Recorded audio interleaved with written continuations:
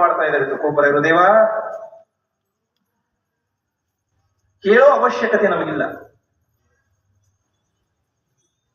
ಜೀವನದಲ್ಲಿ ಪ್ರಾಪಂಚಿಕ ಅತ್ಯಮೂಲ್ಯ ವಾಸ್ತವ್ಯವನ್ನು, ಆನಂದದ ಉಪಭೋಗವನ್ನು ತೆಗೆದುಕೊಂಡು ಆ ಪ್ರಪಂಚವನ್ನ ತ್ಯಾಗ ಮಾಡಿ ಇವತ್ತಿನ ದಿವಸ ಪೂರ್ಣ ಅಸ್ತಿತ್ವವನ್ನ ಪ್ರಾಪ್ತ ಮಾಡಿಕೊಂಡಿರ್ತಕ್ಕಂಥ ನಾವು ಪುನಃ ನಮಗೆ ಯಾವುದರ ಅಪೇಕ್ಷೆ ಅಭಿಲಾಷೆ ಅಂತಕ್ಕಂಥದ್ದು ಉಳಿದೇ ಇಲ್ಲ. ಆದ್ರೂ ಪುನಃ ಪುನಃ ಪರಮಾತ್ಮನಿಗೆ ಯಾವ ಸಂದರ್ಭದಲ್ಲಿ ನಾನು ನಿಮ್ಮ ಸಾನ್ನಿಧ್ಯದಲ್ಲಿ ಬರ್ತನೋ, ಪರಮಾತ್ಮನ ಅವಸ್ಥೆ ಏನಾಗಿತ್ತು ಅಂದ್ರೆ ಸ್ವಲ್ಪ ಲಕ್ಷ ಕೊಟ್ಟು ಕೇಳ್ರಿ. ವಾಟ ಪಾಹೆ ಉಭಾ ಭೇಟಿಚಿ ಆವಡಿ ಕೃಪಾಳು ತಾತಳಿ ಊಟ. ಪ್ರತಿಯೊಂದು ಪಂಢರಪುರದ ವಾರಿಯ ಸಂದರ್ಭದಲ್ಲಿ ಪರಮಾತ್ಮ ತಮ್ಮ ಭಕ್ತರಿಗಾಗಿ ದಾರಿಯನ್ನ ಕಾಯ್ತಾ ಇರ್ತಾನೆ. ಇದನ್ನು ತುಕೋಬರಾಯರು ಹೇಳ್ತಾರೆ. ಆದ್ರೆ ಇನ್ನೂ ಇದರ ಮಿಗಿಲಾಗಿ ತುಕೋಬರಾಯರು ಕೆಲವೊಂದು ಅಭಂಗದ ರಚನೆಯನ್ನ ಮಾಡಿದ್ದಾರೆ.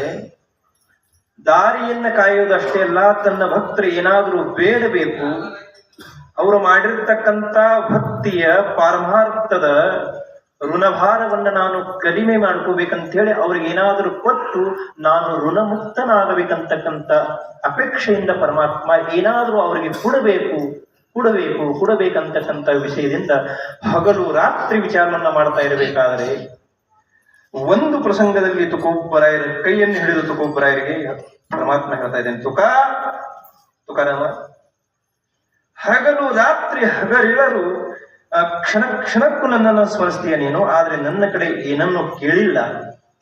ಇವತ್ತಿನ ದಿವಸ ಈ ಕ್ಷಣಕ್ಕೆ ನೀ ಏನಾದರೂ ನನಗೆ ಬೇಡಬೇಕು, ನನ್ನ ಕಡೆಯಿಂದ ಏನಾದರೂ ನೀನು ಕೇಳಬೇಕು. ನೀನು ಕೇಳಬೇಕನ್ನೋಕ್ಕಿಂತಲೂ ನಾನು ನಿನಗೆ ಏನಾದರೂ ಕೊಡಬೇಕಂತಕ್ಕಂಥ ಮನೋಭಾವನೆ ನನ್ನಾಗಿದೆ. ಅದಕ್ಕಾಗಿ ನೀನು ಏನಾದರೂ ಬೇಡು ತುಕ, ಏನಾದರೂ ಬೇಡು.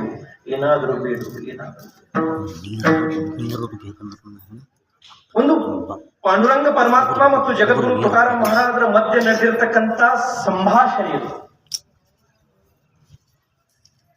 ಏನಾದರೂ ಬೇಡುವಂತ ಪರಮಾತ್ಮ ಹೇಳ್ತಾ ಇರಬೇಕಾದ್ರೆ ತುಕಾರಾಮ್ ಮಹಾರಾಜರು ಬೇಡಲಿಲ್ಲ. ಎಷ್ಟೋ ಪ್ರಸಂಗದಲ್ಲಿ ತುಕಾರಾಮ್ ಮಹಾರಾಜರು ಬೇಡಿಲ್ಲ. ನಿಜವಾಗಲೂ ಮಾತಾಡಬೇಡ್ರಿ ಹಿರಿಯರ, ಒಂದೇ ವಿನಂತಿ, ಸ್ವಲ್ಪ ಒಂದು 15-20 ನಿಮಿಷ.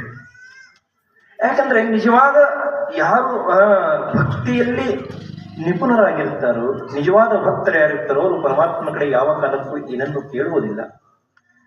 ಮತ್ತು ನಮ್ಮ ಶರಣರು ಹೇಳ್ತಾ ಇದ್ದಾರೆ, ಬೇಡುವವನೇ ಭಕ್ತನೇ ಅಲ್ಲ, ಕಾಡು ದೇವರಲ್ಲ, ಬೇಡುವನು ಭಕ್ತನು.